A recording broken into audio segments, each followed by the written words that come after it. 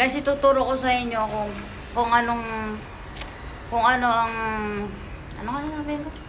Kung ano ang take out at for here sa salita ng Arabo. Sa Arabic, ang here ay hini. Ang take away or parcel ay para.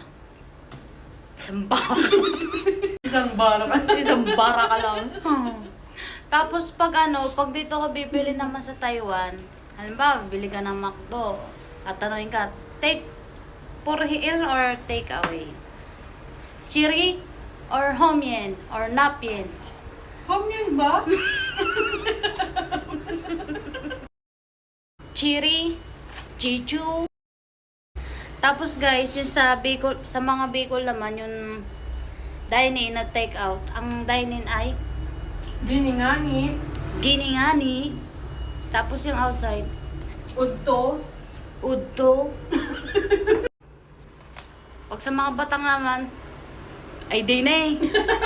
Ay doon baga. O paraon.